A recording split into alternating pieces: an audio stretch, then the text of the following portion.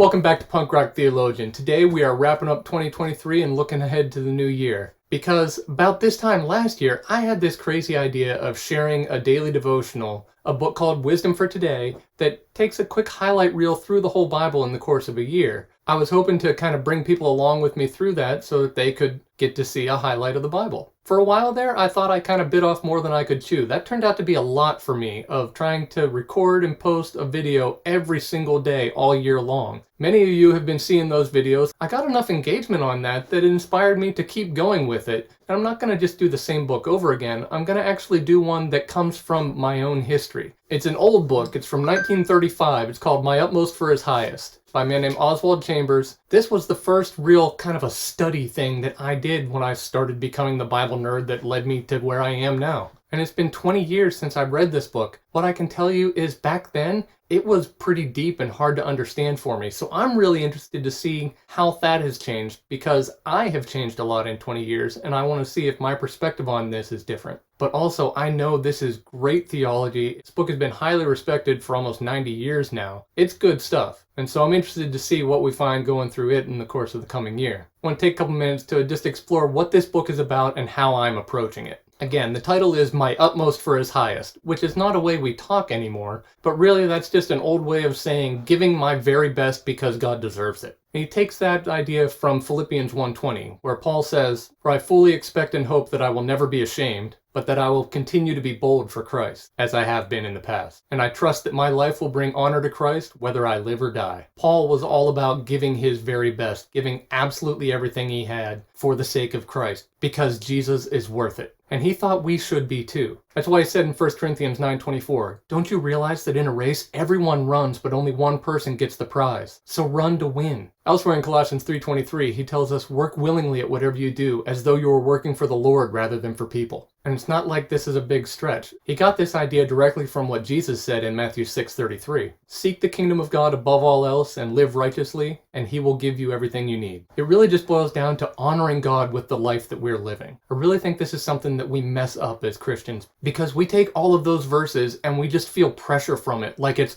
I've got to do so much better. I'm not good enough. I know I need to do better. Jesus deserves better than that. God's probably disappointed in me. All these things that we get down on ourselves, and that's not the point. The gospel has never been try harder, do better, and then God will love you. This is why Jesus described it in John 15:5, saying, "I am the vine and you are the branches. Those who remain in me and I in them will produce much fruit. For apart from me, you can do nothing." Makes it so clear that he is the source of the good stuff. It's not about how good we can be apart from him and for him and deserving him, but that everything good comes from him and by his power. To me, the critical part is John 10:10, where Jesus said, "The thief's purpose is to steal and kill and destroy. My purpose is to give them a rich and satisfying life." He came to give us that life. He came so that we could have the power and even the desire to live that kind of life, to do this stuff of giving our very best because he's worth it. And so that's why I'm calling this the abundant life. And so each day of Oswald Chambers' devotions, I'm going to be looking at the keys to unlocking an abundant life, how we can live the full life that Jesus wants for each of us. You can join me in this. You don't need the book. It's available for free at utmost.org. The link is in the description.